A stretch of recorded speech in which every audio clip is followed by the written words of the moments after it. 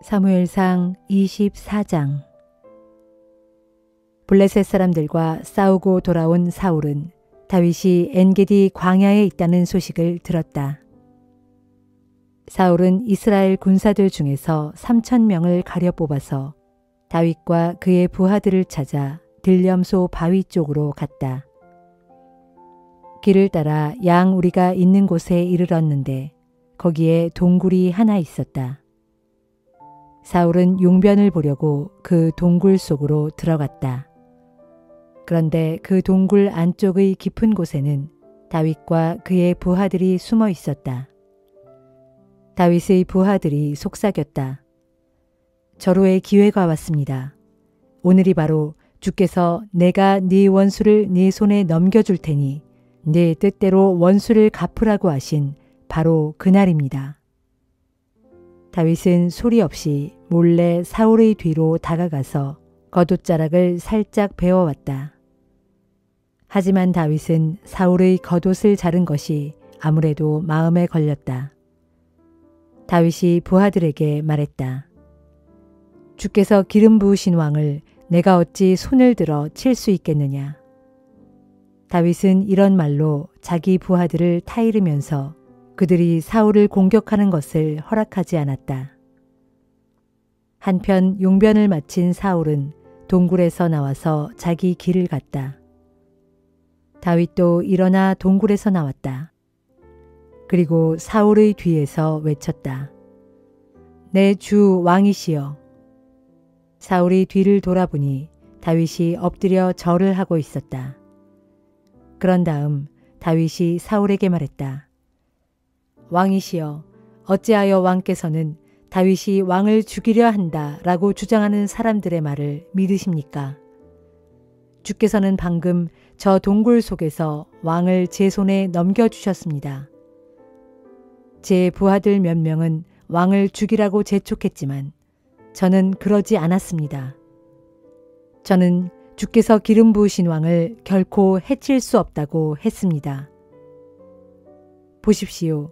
제 손에 왕의 옷자락이 들려 있습니다. 저는 왕의 옷자락만 살짝 베어냈을 뿐 왕을 죽이지 않았습니다. 이것을 보시면 제가 반역자도 아니요 또 왕을 죽이려고 악한 계획을 꾸미는 사람도 아니라는 것을 확실히 아실 것입니다. 저는 지금껏 왕께 잘못한 적이 없습니다. 그런데도 왕께서는 저를 죽이려고 이토록 쫓아다니시니 그게 어찌 된 일입니까? 이제는 주께서 나와 왕 사이의 재판관이 되셔서 나의 억울한 사정을 헤아려 주시길 바랄 뿐입니다. 저는 제 손으로 결단코 왕께 손대지 않을 것입니다. 옛날 속담에 악은 악인에게서 나온다 라고 하였습니다. 저는 절대로 악인이 아니니 제 손으로 왕을 해치는 악을 결코 자행하지 않을 것입니다. 이스라엘의 왕께서는 도대체 누구를 잡으려고 이렇게 나오셨습니까? 왕께서는 누구를 쫓아다니고 계십니까? 죽은 개를 잡으려고 나오셨습니까? 벼룩을 잡으려고 나오셨습니까? 우리 두 사람 중 누가 옳은지 주께서 판결해 주시기만 바랄 뿐입니다. 주께서 저의 사정을 살펴주시어 저를 변호해 주시기만 바랄 뿐입니다. 저를 왕의 손에서 구해 주시기만 바랄 뿐입니다. 다윗이 말을 마치자 사울이 물었다.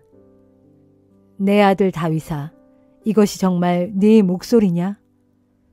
그리고는 큰 소리로 울기 시작했다. 사울이 다윗에게 말했다.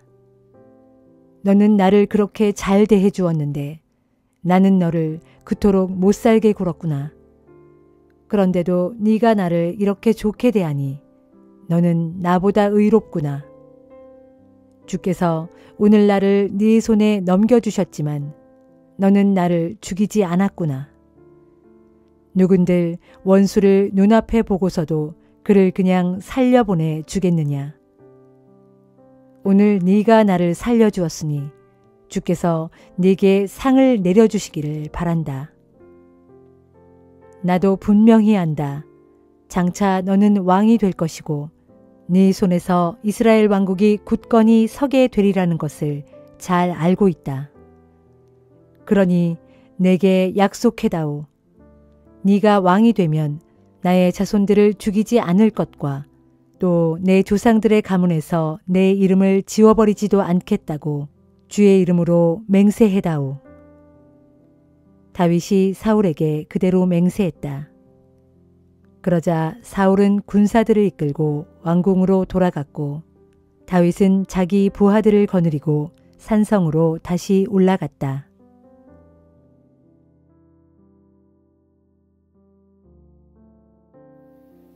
고린도전서 5장. 여러분 가운데 성적인 문란 행위가 있다는 이야기를 들었습니다.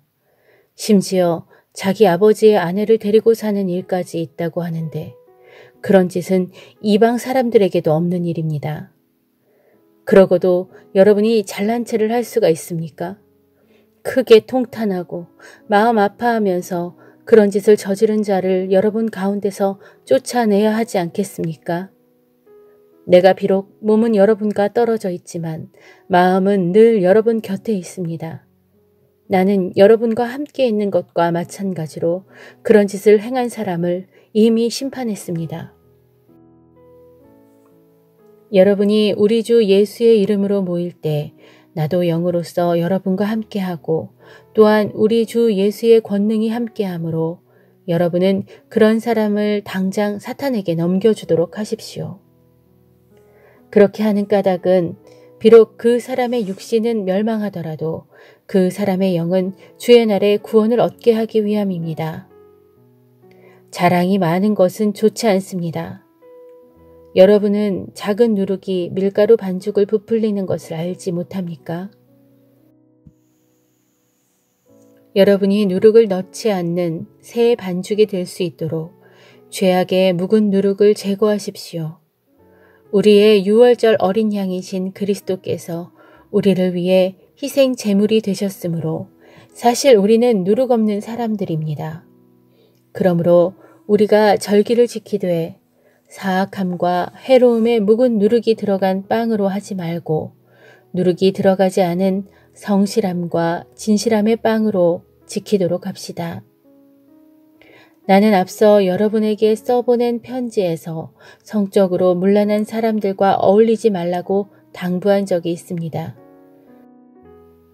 그 말은 이 세상의 부도덕한 사람들이나 탐욕을 부리는 사람들이나 우상을 숭배하는 사람들 모두와 아예 상종도 하지 말라는 뜻이 아닙니다.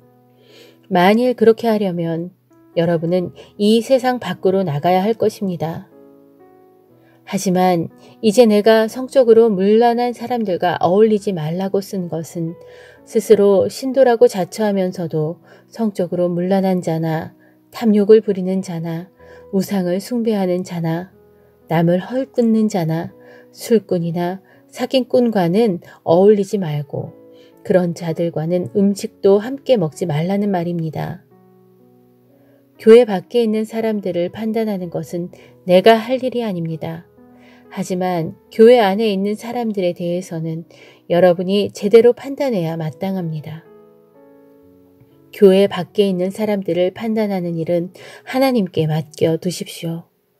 그러나 여러분 가운데서 못된 짓을 저지르는 자는 여러분이 교회 밖으로 쫓아내십시오.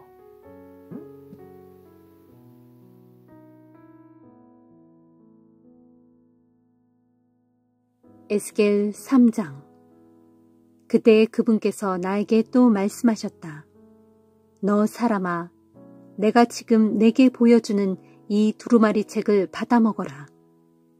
그리고 일어나 가서 이스라엘 족속에게 그 두루마리 책의 내용을 선포하여라.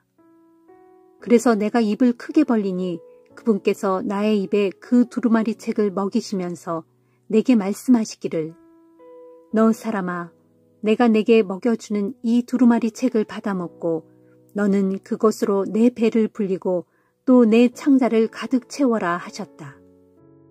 그래서 내가 그 두루마리 책을 받아먹었더니 그것이 내 입에 꿀처럼 달았다.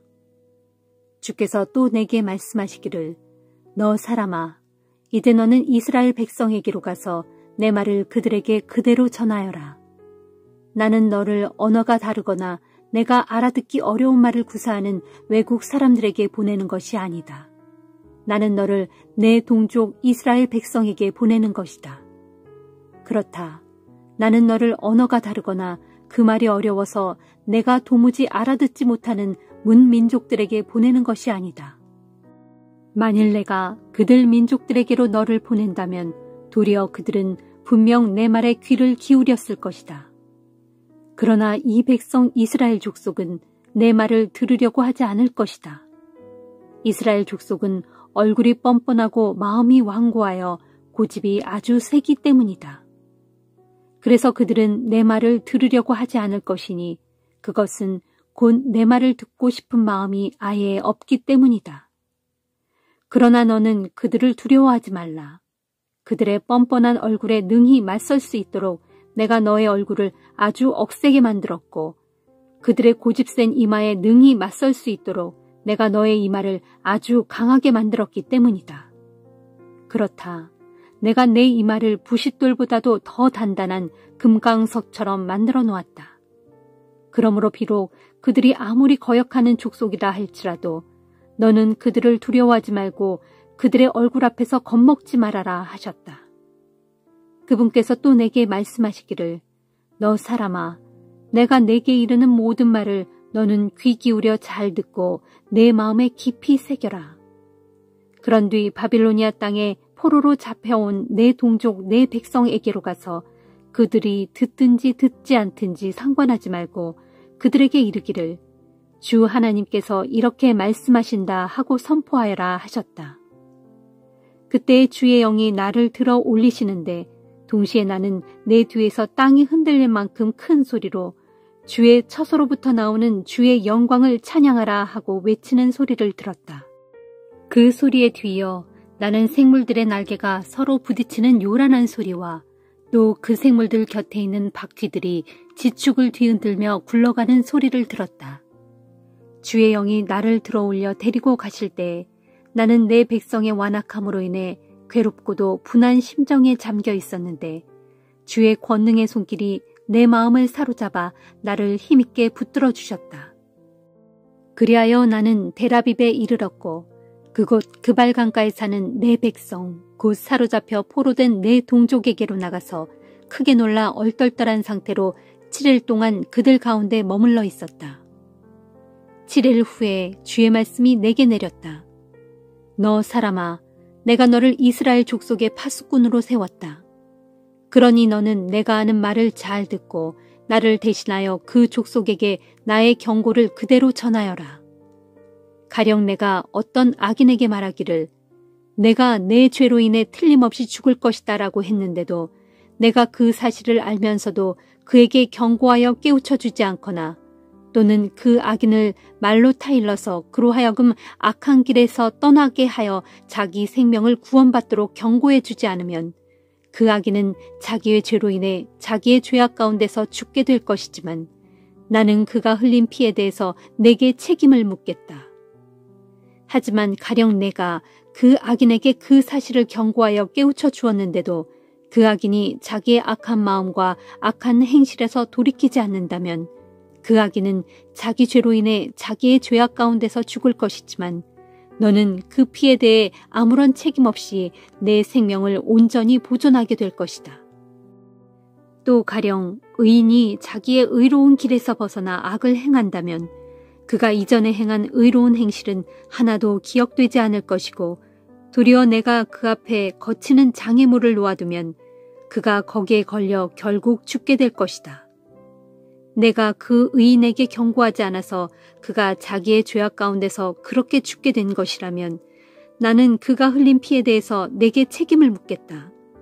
하지만 가령 내가 그 의인에게 죄를 짓지 않도록 경고함으로써 그가 죄를 짓지 않으면 그는 경고를 달게 받아들여 깨우쳤으므로 자기의 목숨을 건질 것이고 너도 내 생명을 보존할 것이다 하셨다.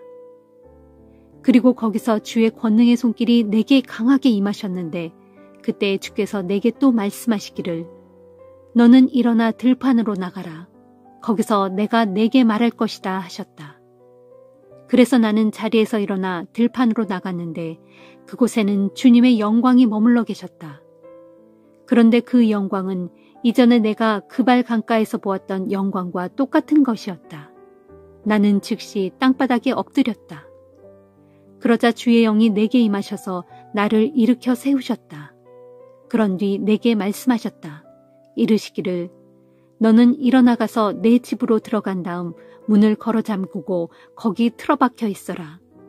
너 사람아, 장차 무리들이 너를 밧줄로 꽁꽁 묶어놓아 내가 사람들에게로 나가서 활동하지 못하게 할 것이다. 또 내가 내 혀를 입천장에 달라붙게 해서 너를 벙어리 되게 함으로써 너로 이 백성을 향해 경고하거나 꾸짖지 못하게 할 것이다. 그것은 이 백성이 너무나도 나를 거슬러 반역하는 족속이기 때문이다.